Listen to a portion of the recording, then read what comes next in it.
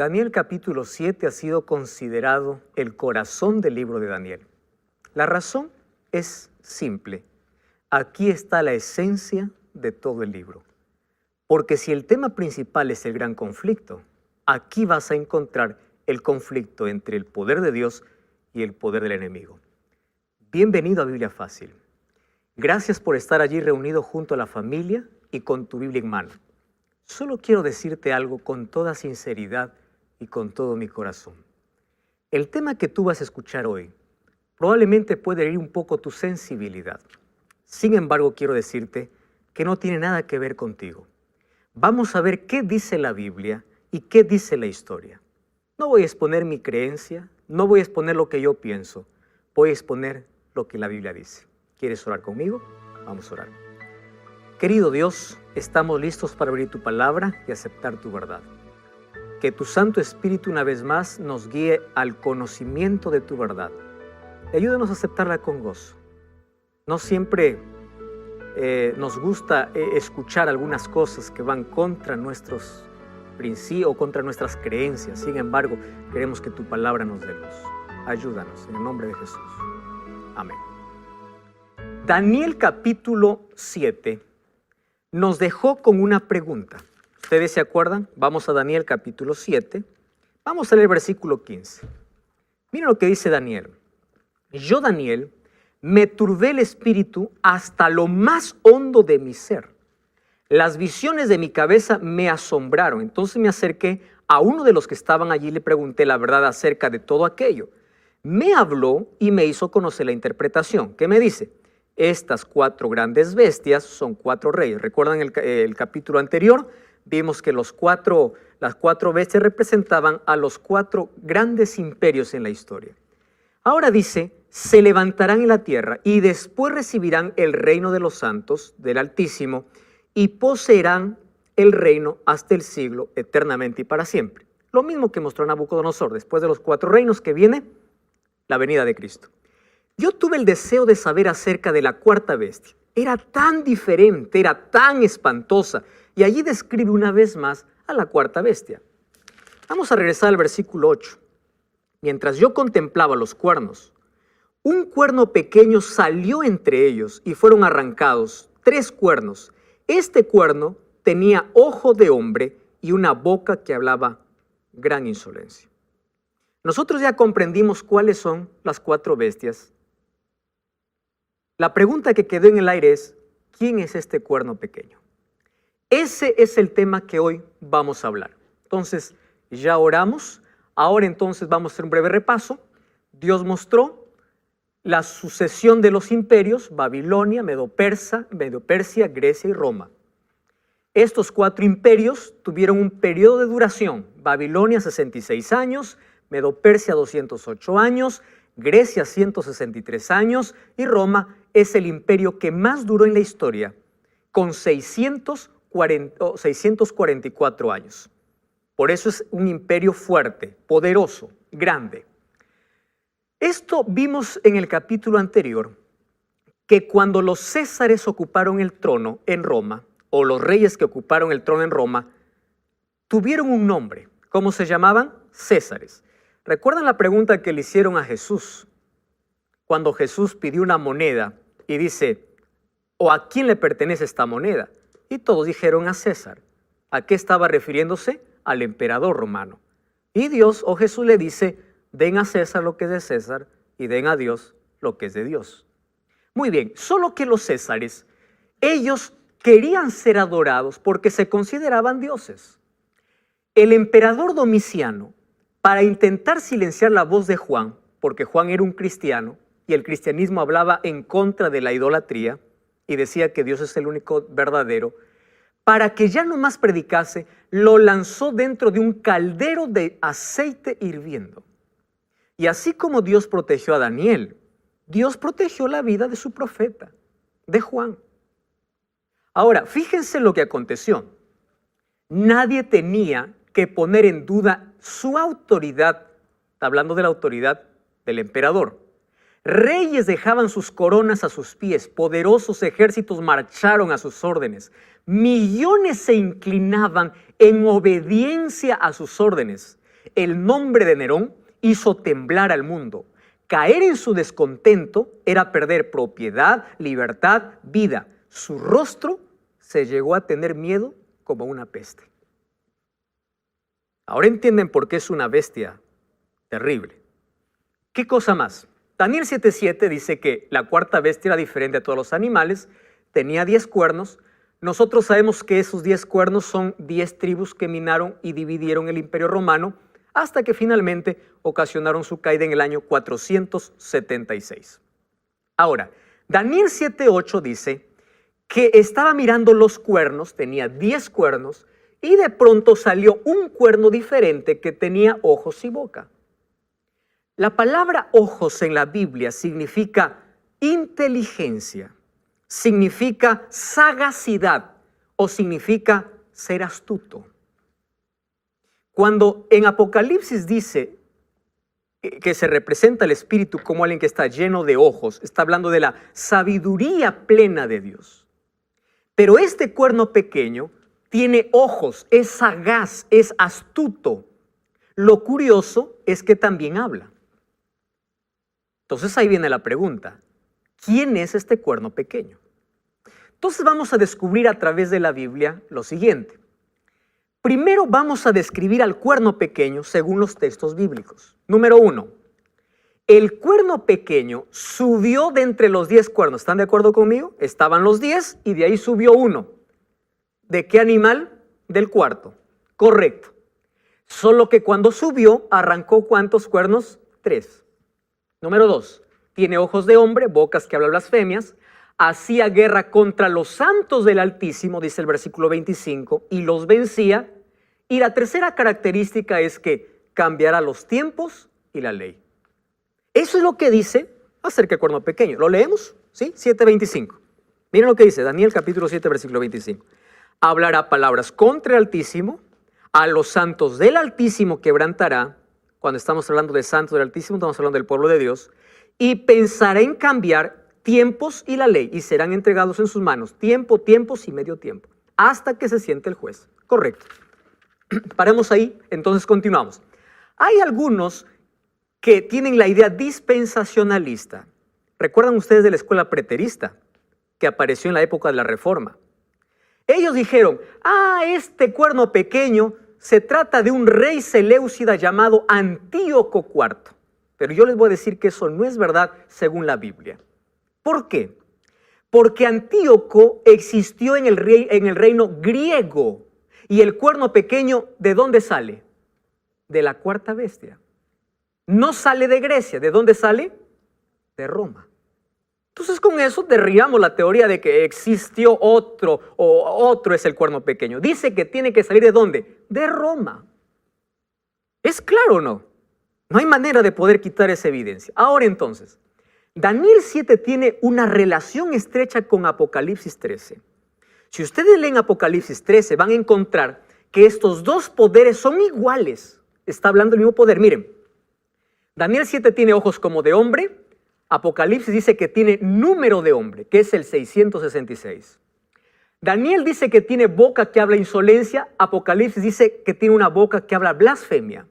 Daniel dice que se entregó para ser quemado. Apocalipsis dice que tuvo un golpe de muerte.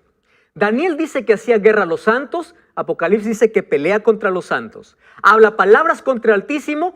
Apocalipsis dice que blasfemia contra Dios. Cambia los tiempos y la ley. Apocalipsis dice que difama el santuario. Daniel 7 dice que persigue por 3 tiempos y medio. Apocalipsis dice que persigue por 42 meses. Ahora nosotros vamos a encontrar de qué, o vamos a investigar de quién está hablando. Porque si es mencionado en Apocalipsis, quiere decir que es un poder que no es un poder que actuó en el pasado, sino un poder que actúa y actuará ¿en qué momento? En el tiempo del fin. ¿Correcto? Muy bien, entonces vamos aquí. Primera característica. Para poder descubrir, yo no puedo decir así nada más, es tal, ¿verdad? El cuerno pequeño. Hay que ver las características, y las características nos dicen quién es. Daniel 7:8 dice que cuando nació este cuerno, 3 fueron arrancados. ¿Recuerdan este texto? Muy bien. Vamos a ver quién fue arrancado cuando nació. Miren, ¿Recuerdan las 10 tribus bárbaras cuando dominaron Roma? Hasta aquí nos hemos quedado. Ahora les explico algo. Odoacro era rey de los érulos. Odoacro fue quien venció a Rómulo Augusto, el último emperador de Roma. Cuando conquistó y le quitó el sillón, no duró mucho tiempo porque la disputa por el reino ahora estaba entre las 10 tribus bárbaras. Teodorico, que era el rey de los ostrogodos, logra vencer a Odoacro, pero también dura un periodo pequeño, hasta que aparece el rey de los francos llamado Clodoveo. Apréndanse ese nombre. Clodoveo se convirtió al catolicismo gracias a su mujer llamada Cleotilde. Y es Clodoveo quien inicia una guerra. ¿Contra quiénes? Contra aquellos que se oponían a aquel que ocupó el trono de César. ¿Quién ocupó cuando desapareció el emperador? ¿Quién entró allí en Roma a gobernar o a ser cabeza de todas las iglesias? El Papa. Entonces, aquí comienzan las llamadas cruzadas. ¿Correcto? Todo aquel que se opone, ahí empiezan las guerras, los conflictos. ¿Qué cosa sucede? Clodoveo incluso es considerado dentro de la Iglesia Católica como el nuevo Constantino. Así se le conoce. Constantino fue un emperador romano que se hizo cristiano. Eso vamos a ver un poco después. Ahora, fíjense qué cosa es lo que sucede. Aquí dije no voy a exponer mis ideas, voy a leer lo que dicen libros de historia y lo que dice la Biblia. Los érulos, vándalos, ostrogodos, los cuales eran defensores del arrianismo, fueron combatidos y así fue confirmado el obispo de Roma como cabeza de todas las santas iglesias y cabeza de todos los santos sacerdotes de Dios. ¿Qué sucedía con estas 3 tribus, érulos, vándalos y ostrogodos? Ellos no se sometían bajo el poder del Papa. ¿Por qué? Porque ellos no creían, ellos tenían otras creencias, se llamaban arrianos porque ellos tenían a un hombre, a un sacerdote llamado Arrio. Estas eran tribus religiosas que no querían someterse hasta que con la...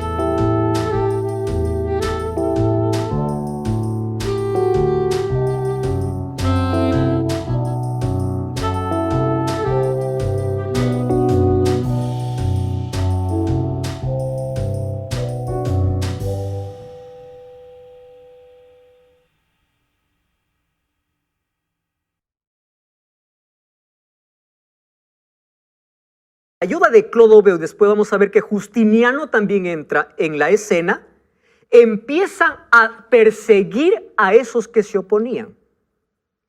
Y no es casualidad que sean 3. Justiniano, el gobernador del Imperio Romano del Oriente, proclamó al Papa gobernador de todos los santos sacerdotes de Dios, cabeza de las iglesias, en el año 533 después de Cristo. Con plena autoridad, ojo con esta palabra, de perseguir a los herejes. Las fuerzas católicas aplastaron a los vándalos del norte de África en la batalla de Tricamaro en 534, persiguieron a los ostrogodos y los echaron de Roma ¿en qué año? En el año 538. Finalmente, la iglesia romana tomó el lugar del imperio y el Papa fue el sucesor de César. ¿Hay alguna novedad hasta aquí? No, eso lo hemos visto por historia. solo que la historia confirma algo que ya decía la Biblia. Segunda característica, tiene una boca que habla grandes cosas. Otros textos dicen grandes blasfemias. Yo tengo aquí una Biblia rojita que ustedes conocen, se llama Biblia latinoamericana. Yo voy a usar algunos textos de esta Biblia para que pueda hacer nuestra comprensión mucho mejor. ¿Correcto? Entonces, miren lo que dice ahora. Hablaba grandes blasfemias o hablaba grandes cosas, dice Daniel y Apocalipsis. Entonces, la primera característica de este cuerno pequeño es que cuando nace, tiene que derribar a 3 reyes. Entonces, ya vimos que se cumplió. La segunda característica es que habla grandes cosas. Muy bien, ¿qué cosa dice que habla? Blasfemias. Correcto. La pregunta es, ¿qué es una blasfemia? No vamos a inventar, vamos a decir que la Biblia, a ver lo que la Biblia nos dice. Mira lo que dice Marcos 2, 5 al 7. Al ver Jesús, dijo al paralítico, tus pecados te son perdonados, mas algunos pensaban en sus corazones, algunos escribas pensaban en sus corazones diciendo, ¿por qué habla este así? Blasfemia. ¿Quién puede perdonar pecados si no solo Dios? Ahora, eso está en la Biblia. Ahora solo les pregunto a ustedes, ¿a qué llama blasfemia la Biblia? A alguien que se atreve a perdonar pecados que no sea Dios. ¿Están de acuerdo? No lo digo yo, dice la Biblia. Ahora, fíjense lo que les voy a decir. Lo que voy a leer no sale de mi cabeza, sino esto se dijo en el canon católico, está escrito en el canon católico del Concilio de Trento. Presten atención aquí. En la confesión al sacerdote, miren lo que dice, tiene el poder. ¿Qué cosa tiene el sacerdote? Poder de perdonar todos los crímenes cometidos después del bautismo. Cuando un delincuente confiesa sus pecados al sacerdote, todos los delitos no solo son perdonados, sino son destruidos. Y el criminal se convierte en una nueva persona, en un santo. Pregunto, ¿quién es el que santifica al pecador? ¿Dios? No. ¿Quién lo hace? Un sacerdote.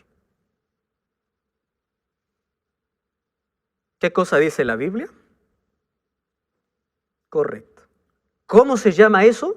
Blasfemia. Esto no es lo que yo pienso. Eso está en el canon católico. Número 2. Yo traje aquí un librito que se llama Catecismo. ¿Tienes este libro en casa? Búscalo. Vamos a leer juntos. ¿Qué te parece? Yo voy a leer lo que dice el Catecismo en la página 401. Voy aquí. ¿Estás con el Catecismo? Presta atención. La declaración de pecados al sacerdote constituye una parte esencial del sacramento de penitencia. Los penitentes deben hacer la confesión y enumerar todos sus pecados mortales que tienen conciencia después de examinarse seriamente, aun cuando sus pecados sean secretos. Espera un poco. Cuando los cristianos se esfuerzan por confesar todos sus pecados que les viene a la memoria, no deben dudar que tienen que presentarlo o tienen que presentar su perdón de misericordia divina.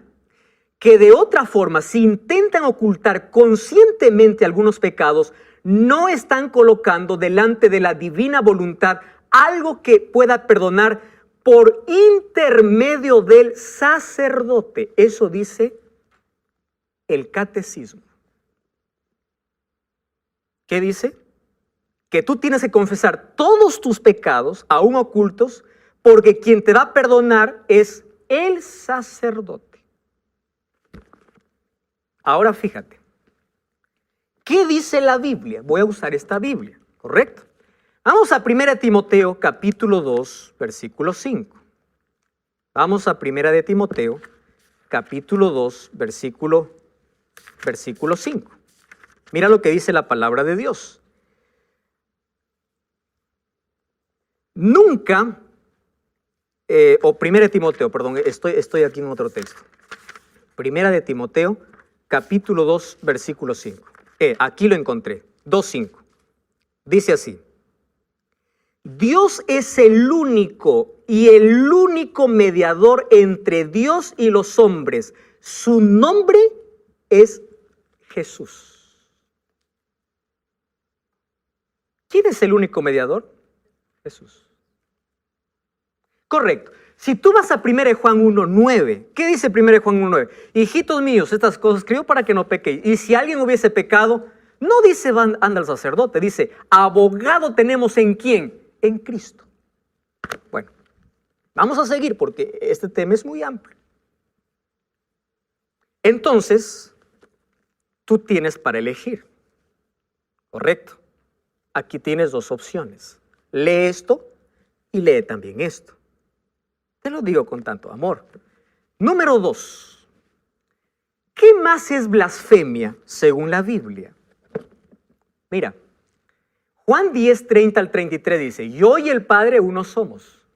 Entonces los judíos volvieron a tomar piedras para apedrearle, y Jesús le respondió: Muchas buenas obras os he mostrado de mi Padre. ¿Por cuál de ellas me apedrean? Le respondieron los judíos diciendo: Por buena obra no te apedreamos, sino por blasfemia. Solo que aquí ellos se equivocaron. ¿Pero ellos de qué le estaban acusando a Jesús? De blasfemia. ¿Qué cosa es blasfemia? Porque tú, siendo hombre, te haces pasar por Dios. ¿Jesús era Dios, sí o no? Sí era Dios. ¿Pero qué cosa es blasfemia en un concepto bíblico? Aquel que, siendo hombre, se hace pasar por Dios. Vamos a ver qué dice la historia. Eso dice la Biblia. Una vez más, esto dice la historia. El Papa León XIII dijo lo siguiente. Eso está registrado en el libro de historia. Los papas tenemos sobre la tierra el lugar de Dios Todopoderoso. Miren lo que dice el Diccionario Eclesiástico Católico. Este es un artículo que tomamos de allí. En el artículo del Papa dice así: el Papa es de tan grande dignidad y exaltación que no es un mero hombre. ¿Correcto? ¿Están entendiendo esto? Sino es como Dios. ¿Y qué dice? Y sustituto de Dios. No me estoy inventando esto. Siguiente. El Papa es de tan grande autoridad y poder que puede, ojo, modificar. ¿Qué cosa intentaría hacer? Modificar, ¿verdad? Modificar, explicar e interpretar las leyes divinas, cualquiera que sea, es Dios. El vicario de Cristo no puede hacer nada contrario a la fe. Esta explicación está clarísima. Bonifacio VIII dijo así. Bonifacio fue un papa. Dijo así: declaramos, definimos y proclamamos que cada ser humano debe someterse al pontífice romano para que sea salvo. ¿Quién está diciendo esto? La historia. Yo solo le estoy mostrando lo que dice la Biblia y lo que dice la historia. Siguiente. Hay un escritor brasilero, es escritor político, interesante, llamado Rui Barbosa, muy famoso aquí. Él se contactó con una obra de un alemán. Ese alemán era un sacerdote católico, el cual firmaba con el nombre de Janus. Le vas a recordar que Rui Barbosa le llamó la atención la obra de Janus y le pidió autorización a Janus para poder traducir su obra al portugués. Y la obra que Janus escribió se llamó El Papa y el Concilio. Rui Barbosa escribió 2 volúmenes. Ahora, permítanme leer para ustedes algo que a mí me llamó profundamente la atención. Esto es el texto que él habla de la investigación o del libro que ya estaba traducido de un católico. Miren lo que dice aquí. Investido de supremacía tan vasta cuanto el universo moral, científico, social y político, quedó siendo el pontífice romano una segunda encarnación de Cristo. Cuando se dice que es infalible la divinización del Papa, no hay metáfora, dice. Aquí no es que dice una cosa y se debe interpretar otra cosa. No, dice, es un enunciado literal. El Papa es Jesucristo en la tierra. Y dice así, y relativamente al Cristo en cuanto a autoridad para con Dios y su Padre. Yo voy a leer un poco más. Hay un formulario que se llama Un acto de fe para los nuevos católicos convertidos al papismo, elaborado por los jesuitas en el año de 1674. Miren lo que dice aquí. Confesamos y creemos que el pontífice romano es el vicario de Jesucristo y que puede a su bondad absolver a los hombres del pecado, preservándolos del infierno, y puede enviarlos a la vida. ¿Y qué más dice? Confesamos que todas las nuevas instituciones creadas por el Papa, aquí dice, son divinas y santas. ¡Wow! Confesamos que el Santísimo Padre debe recibir las honras divinas. Siguiente. Confesamos que el pontífice romano tiene el poder de alterar las escrituras. Ojo lo que dice. Quitarlas según su conveniencia, porque Él es Dios. ¿Y saben qué cosa es lo que más me llama la atención? Miren lo que dice el artículo 21. Confesamos que la escritura, la Biblia, es santa, pero es imperfecta. Y no pasa de ser una letra muerta desde que no hay una explicación por el pontífice romano. ¿Quién da vida a la Biblia? El pontífice. Esperar, estás en Biblia Fácil. Hoy estamos hablando lo que dice la Biblia en Daniel capítulo 7, versículo 25, para descubrir a la luz de la Biblia quién es el cuerno pequeño. Te estoy mostrando evidencias bíblicas y evidencias históricas. Finalmente cada uno decide creer o no creer. Una vez más, bienvenido y un grande abrazo para ti. Estamos hablando acerca de algunas evidencias y decía que este cuerno pequeño hablaba blasfemias. Según la Biblia, blasfemias es aquel que dice que puede perdonar pecados siendo un ser humano, cuando solo Dios lo puede hacer. Y aquel que dice ser Dios cuando no lo es, también, ¿cómo se llama? Se llama blasfemia. Pero hay una tercera característica. ¿Cuál es la tercera característica? Esta es la más evidente e irrefutable.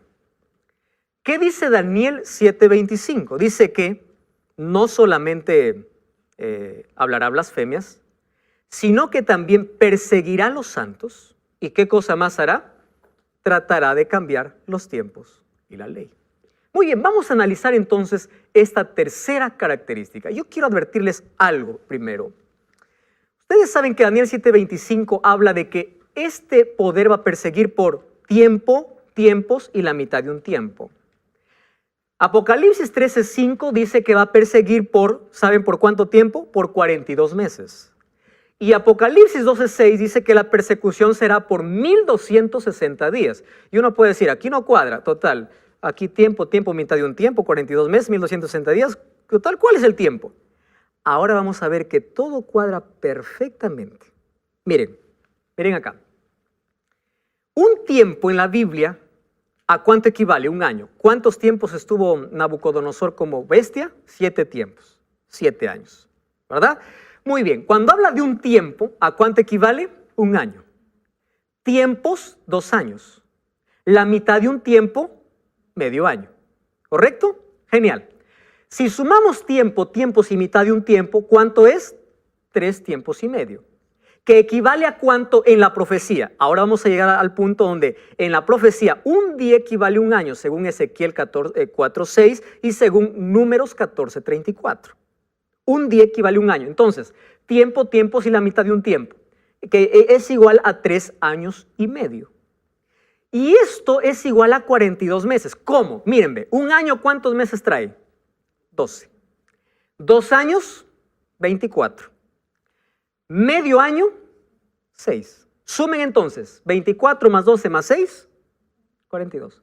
Entonces, 3 tiempos, 3 años y medio o 42 meses es el mismo periodo profético. ¿Correcto? Ahora, fíjense acá. Si un día equivale a un año, entonces, ¿cuántos días trae el calendario judío? Porque estamos hablando no de nuestro calendario, sino del calendario judío. 30 días. Ahora vamos a multiplicar. ¿Cuánto es 42 por 30? 1260. Si nosotros aplicamos aquí el término que un día equivale a un año, entonces, al hablar de 1260 días, estamos hablando de 1260 años. Es lo mismo que tiempo. Si la mitad de un tiempo da 1260 años. ¿Qué ocurrió en el año 538? ¿Recuerdan? La última tribu enemiga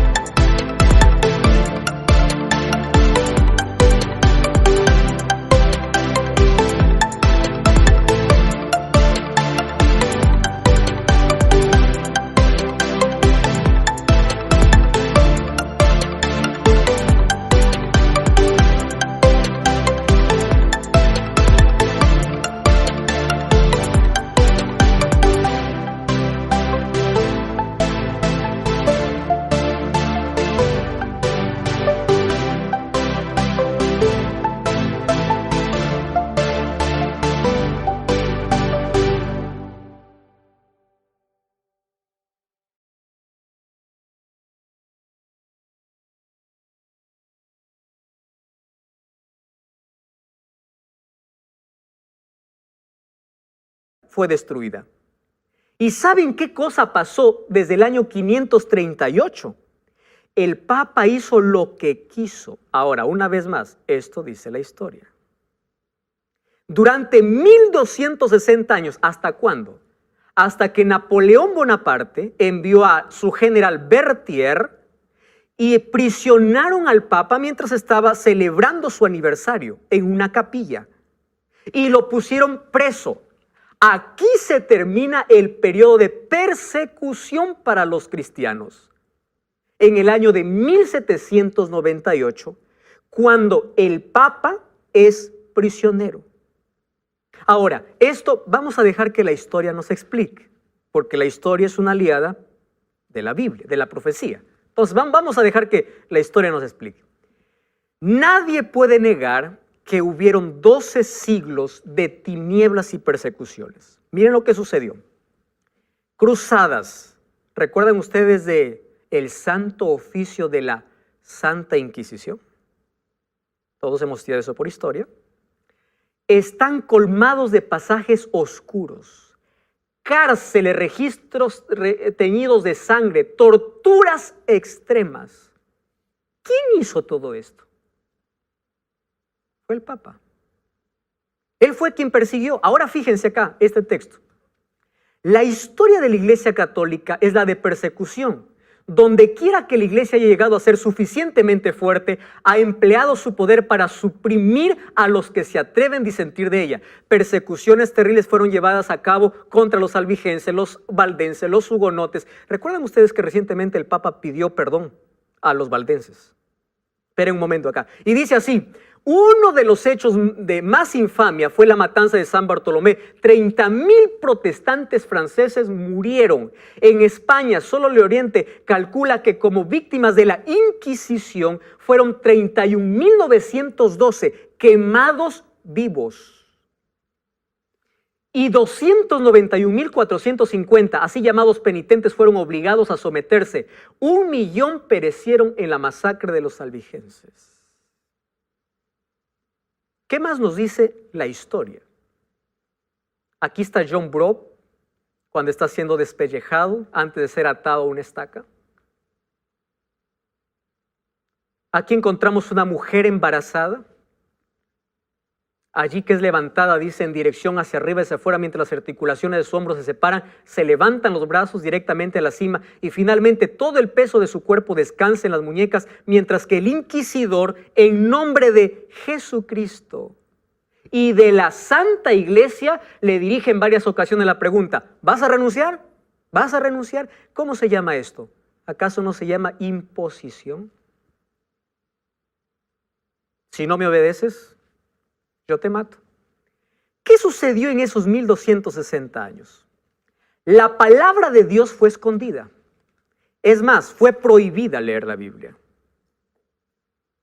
Ahora, miren, cuando la palabra de Dios es escondida, ahí aparece la mentira. Porque el pueblo no abre la Biblia. En el año 617 aparecieron las invocaciones a los santos. Fue establecida por primera vez en las liturgias públicas bajo el Papa Bonifacio V. ¿Lo dice la Biblia? No, Bonifacio. Fiesta de la exaltación de la cruz fue instituida por el emperador Heraclio y después establecida en el occidente por Honorio I, quien fue el obispo de Roma. Canonización de los santos. Todo el que muere, vamos a hacerlo santo. Fue creada en el 884 y decretado en 1160. Se celebra la veneración de imágenes. Cada persona fue canonizada, se hizo una imagen de talla para adorar. El santo se convirtió en intercesor. Pidamos a San Pedro, a San Juan, a San Pablo, ¿verdad? Se convirtió en un intercesor, es decir, en un mediador. Ya no es Jesús, es un sacerdote o un santo. ¿Cuál es la idea del diablo? Quitar a Jesús como nuestro Salvador. Esa es la única idea. En 1215, la confesión auricular de los pecados dijo así: confiesen sus pecados a un hombre en lugar de confesar a Dios. Pastor, ¿acaso la Biblia no dice confesados los unos a los otros? Voy a hacer un ejemplo contigo, Nicolás. Yo te ofendo, entonces yo te pido perdón. Tú me vas a perdonar porque eres de buen corazón y eres cristiano. Pero si yo miento o hice un pecado secreto, ¿yo debo confesarte a ti o a Dios? A Dios. Pero si yo te ofendo a ti, yo sí debo pedirte perdón a ti. ¿Entiendes que el perdón va en dos direcciones? Las ofensas al prójimo se arreglan confesando los unos a los otros. Pero mi ofensa a Dios no es que yo voy a confesar a un hombre. Ahora, eso en 1215 se instituyó. En 1515, ¿saben hasta dónde llegaron? Hasta la venta de indulgencias. Era la venta de perdón. Se vendió la salvación. Y en 1229 se prohibió la lectura de la Biblia. ¿Cuándo terminó eso? En febrero de 1798. Cuando Berthier toma prisionero al Papa Pío VI. Ahora, ¿qué cosa dice? Está contra el pueblo de Dios porque los persigue, pero ¿qué más dice? No solo contra el pueblo de Dios, sino contra la ley de Dios. Cuarta característica, cambiará los tiempos y la ley. Aquí está la razón de por qué tanto odio la ley de Dios. No es un asunto de gracia y fe, porque la salvación siempre será por fe y gracia. El asunto es que alguien intentó cambiar la ley de Dios. Fíjense aquí. Miren, yo voy a abrir una vez más el catecismo. ¿Está bien? Catecismo, página 539. ¿Pueden ver todos ustedes aquí? ¿Lo ven, verdad? Dice así, Éxodo 20, 2 al 17. Aquí están los 10 mandamientos. Aquí dice cómo se repite en Deuteronomio capítulo 5, versículo 6. Si ustedes son minuciosos, el segundo mandamiento sigue diciendo lo mismo, solo que ellos pusieron solo puntos suspensivos. ¿Correcto? Ahora, mire lo que dice la última parte, fórmula del catecismo. El primer mandamiento, eliminado. Segundo mandamiento, reemplazado. ¿Por qué lo quitaron? Porque habla de adoración. El cuarto mandamiento, cambiado.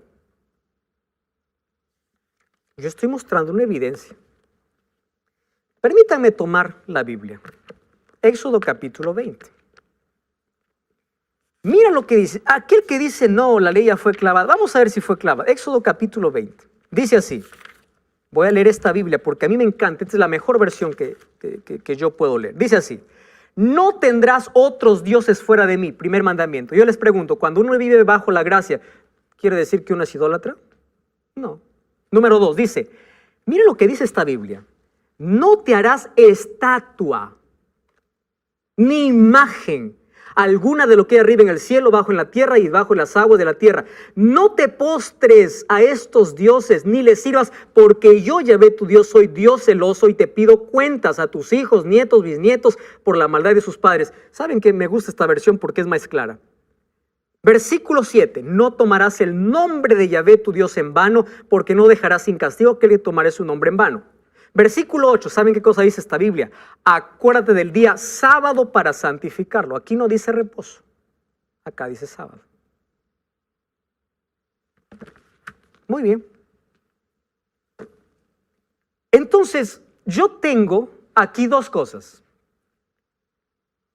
El catecismo que me dice una cosa, en lugar de guardar el sábado, me dice santifica las fiestas. Ustedes ya saben a dónde nos lleva una fiesta, ¿verdad? Y en lugar de decir no tengas otro Dios, colocan el primero, amarás a Dios sobre todas las cosas. Ah, no, es que Jesús cuando vino lo cambió. Espera un momento. Jesús dijo que la ley se dividía en dos. ¿Están de acuerdo conmigo? Amar a Dios y amar al prójimo. Ahora, lean Éxodo 20 y van a encontrar lo siguiente. Los 4 primeros demuestran nuestro amor a Dios y los 6 últimos, nuestro amor al prójimo. Esto está más claro, esto es simple. Ahora, miren cómo se cambió. No tendrás otros dioses, amar a Dios sobre todas las cosas. Ahora, el segundo mandamiento de las imágenes lo quitaron. El mandamiento donde dice acuérdate del sábado, le pusieron honra al padre y madre. Y para que cuadre, el 10º mandamiento lo dividieron en 9º y 10º, para que llegue a 10. ¿Saben ustedes quién dio el primer decreto dominical? Constantino. Esto no se trata de resurrección, queridos. Se trata de un emperador que se convirtió al cristianismo llamado Constantino en el año 321, un 7 de marzo. Lo que dijo, deben los magistrados y personas residentes en ciudades reposar y todos los talleres deben cerrarse en el venerable Día del Sol. En inglés, ¿cómo es domingo? Sunday, Sunday. ¿Qué significa? Día del Sol. En la Biblia, el domingo es considerado primer día de la semana, según Lucas capítulo 23. Constantino, adoraba el sol, pero cuando ingresó o se hizo cristiano por conveniencia, trajo las costumbres paganas y lo dejó en el cristianismo. Lo que hizo el Papa solamente es ratificar y decir, vamos para adelante. Así son las cosas. Por más que queramos poner cualquier otra cosa en contra. Miren lo que dice aquí el Catecismo de la Iglesia Católica, ahora le doy la referencia. Pregunta, ¿cuál es el 7º día? Respuesta, el sábado es el 7º día. Número 2, pregunta, ¿por qué observamos el domingo en lugar del sábado? Respuesta, porque la Iglesia Católica transfirió la solemnidad del sábado al domingo. ¿Quién lo hizo? ¿Dios? ¿Qué cosa dice la profecía? Cambiará los tiempos y la ley. Aquí está la referencia. Miren lo que dijo este cardenal James Gibson. Dijo así, usted puede leer la Biblia de Génesis, Apocalipsis y no encontrará ni una línea autorizando la santificación del domingo. 108 versículos de la Biblia hablan del sábado. 8 hablan del domingo como primer día de semana. La Escritura refuerza la observancia del sábado. La Iglesia Católica, por más de 1000 años antes de la existencia de un protestante, por virtud de su divina misión, cambió el día de reposo del sábado al domingo. Ellos reconocen. Y ustedes quieren saber cuál es la mayor evidencia. Yo les voy a enseñar un libro, lo tengo acá. Este libro es una investigación histórica sobre el cambio del día de reposo. ¿Saben quién escribió este libro? Samuel Bacchiocchi. Pero ¿saben qué cosa me sorprende de este libro? Este libro, él lo escribió como base teniendo una tesis doctoral. ¿Sabes dónde hizo esta tesis? En la Pontificia Universidad Gregoriana en Roma.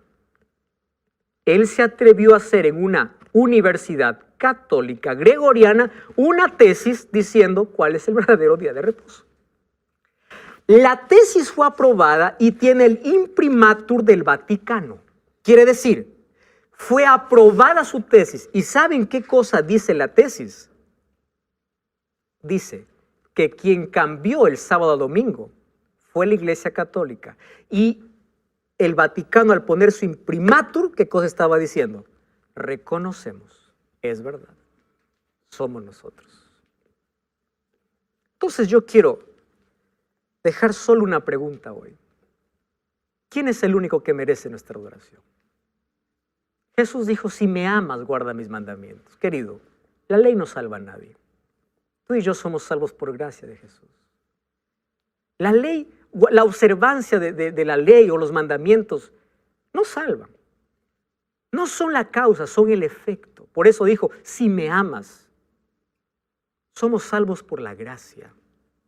Apocalipsis 14:12 dice, aquí está la paciencia de los santos, los que guardan los mandamientos de Dios y tienen el testimonio de Jesús. Mateo 5:17 dice, no penséis que he venido a anular la ley de los profetas. Hasta que pase el cielo y la tierra, no pasará ni una